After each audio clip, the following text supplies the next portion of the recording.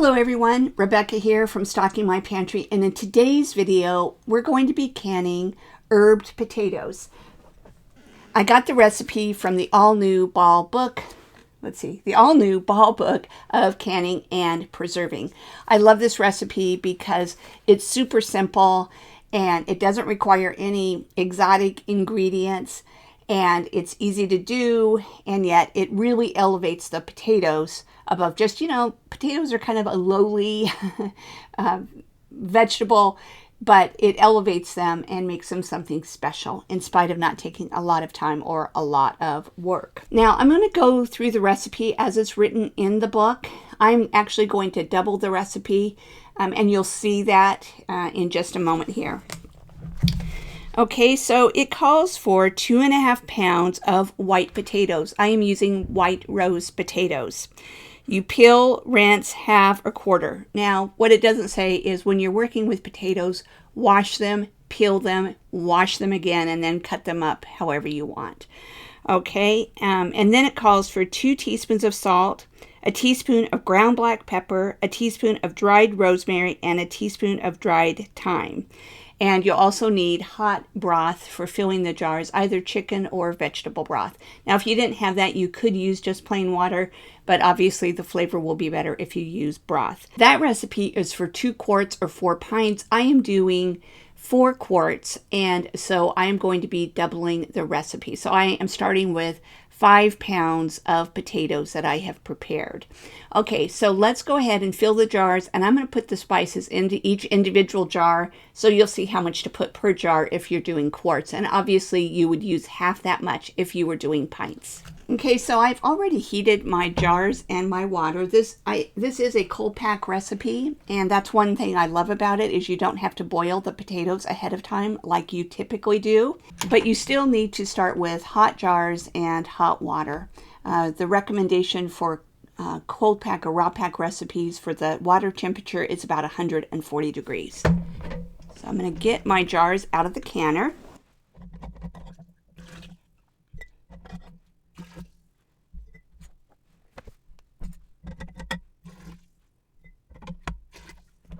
I close the lid on my canner so that the water will stay hot while I'm doing the preparation. Okay, so I do have a funnel. The potato chunks are pretty large, so it may work out better for me to just, oh, they're going in. I was going to say it may work out better for me to just use my hands, but it looks like they're going to go in okay. And so the goal here is to just evenly distribute the potatoes. I'm going to start off not quite filling each quart all the way, and then I'll go back through and even things out a bit.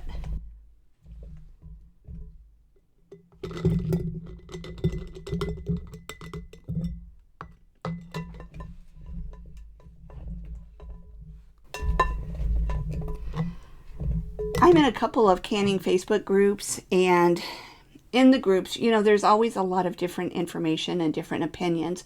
And in one particular group I was in, I can't remember which one, people were talking about canning potatoes without boiling them before. And one person was saying there's only one recipe where you can do that. And she mentioned this herbed potato recipe. And when it comes right down to it, it doesn't really make sense. I do follow the instructions in canning books, but when you think about it, it doesn't really make sense, except she made one good point, and that was that this recipe is based on a certain amount of potatoes, and so you're not necessarily overfilling the jars. And then look at that. I put so much in that jar. Okay. And so her thinking on that, and she's probably right, is that the jars are not so full that you don't have enough water to circulate to distribute the heat. So that is pretty logical, so she's probably right. But at any rate, you're going to do 1¼ pounds of potatoes per quart jar.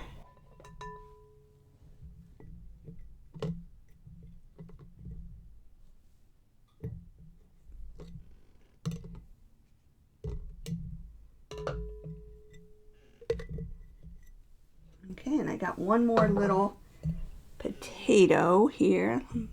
going to put it in whichever one seems to need it the most. Okay, now let's go ahead and put in the herbs, the salt and pepper and the herbs. Okay, so it calls for 2 teaspoons of salt, but that's for 2 quarts. So I'm going to put in a teaspoon of salt in each quart jar. And I'm using canning and pickling salt. You don't have to use canning and pickling salt, but you do want to use a non-iodized salt.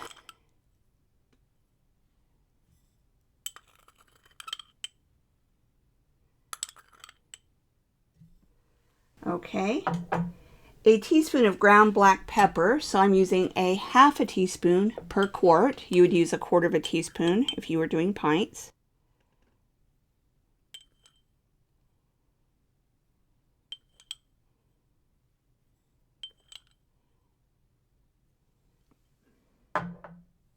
A teaspoon of dried rosemary, so you would use a half a teaspoon if you were doing quarts, or a quarter of a teaspoon for pints.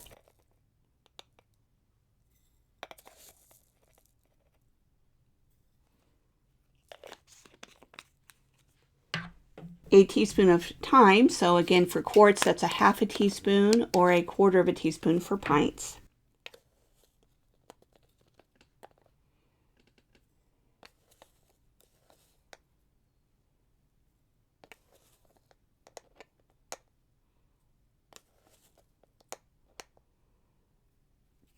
Okay, and then we're going to fill the jars with hot broth. Okay, I just took this off of my stove, so it's not boiling, but I did keep it on a very low flame, so it is hot.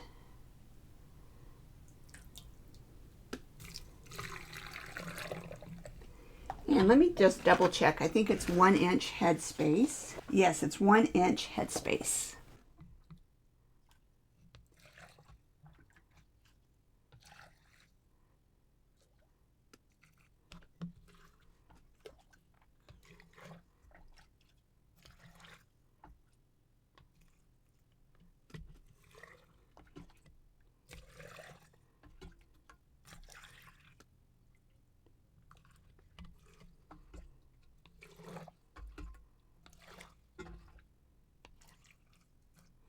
Okay, now I'm going to debubble the jars.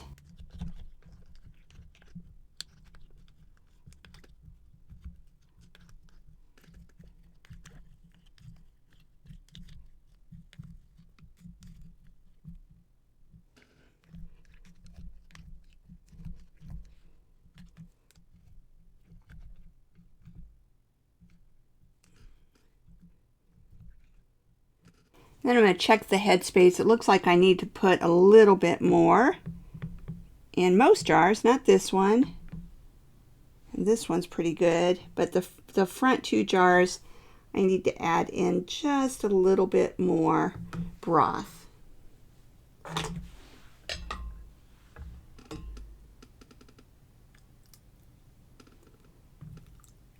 Okay. Now we're going to wipe the rims and then put the lids on. Now the reason you wipe the rims is because there could be something on the rims, and if there is, that would keep the jars from sealing well. You know, it's easy to drip a little something. There could even just be a little particle of, you know, dust or something on there, and that could keep it from sealing properly. So I have a bowl with a little bit of vinegar, and I'm dipping a paper towel in it. For this recipe, technically, a bowl with just water would be totally fine. You would want to be sure to use vinegar if you're doing something like meat or, you know, something real sticky, or that would maybe be a little hard to wipe off with just water. Okay, now let's get the lids on.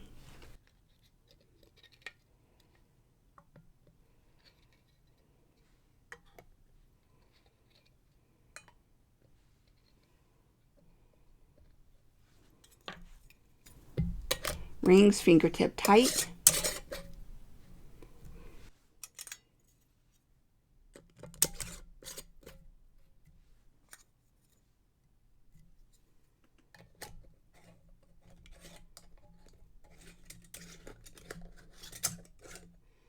You know, anytime I have a little bit of a struggle putting one on, It could be just I started the ring a little crooked. It could also be that the lid's not on there exactly right. So I just readjust it and put it on.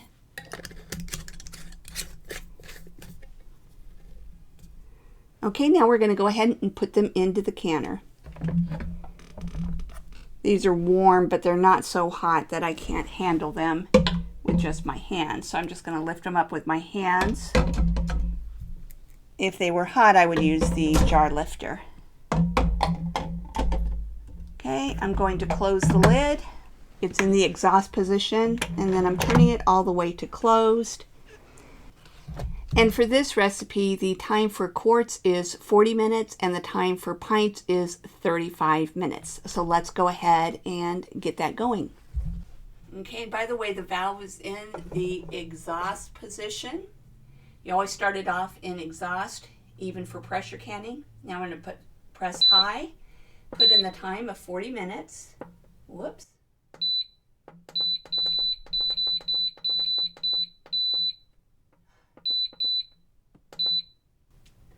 And press start. Okay, now what's called this digital chase is going to go on for a while. Once it gets up to a hot enough temperature, it will show E10 on the screen, count down to E0, and then I'll flip the valve to the airtight position. And if you need more instructions on how to pressure can in the Nesco, I have a whole separate video on that, and I will link to that. Okay, so I am going to bring you back when they're all done so you can see the finished product. See you in a bit. Okay, the potatoes just finished processing. I propped open the lid with a spoon for about 5 minutes to let some of the steam out, some of the heat out, and then I opened the lid to let out a little bit more, and now I'm going to take the jars out of the canner.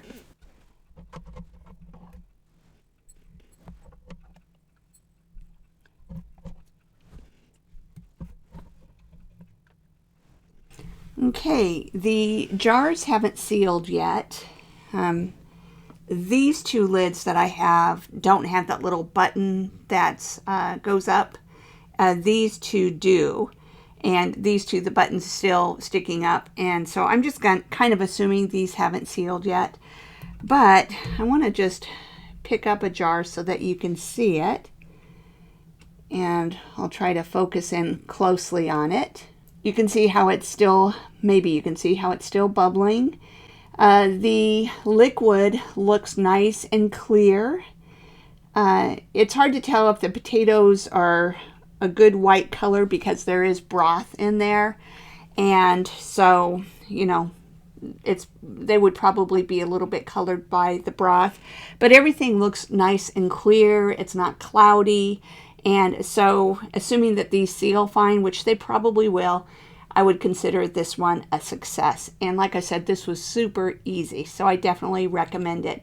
One thing I do want to also recommend that I should have said at the beginning is soaking and rinsing the potatoes. I did that multiple times. It's not as important with this type of potato, these white rose potatoes, because they don't have as much starch in them as something like russets.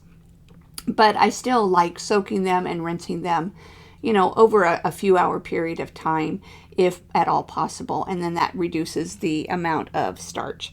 So anyway, I hope that you enjoyed this video. If you did, I would really appreciate it if you would like the video. And if you haven't already done so, if you would subscribe to my YouTube channel. Thank you so much, everyone. Have a great day.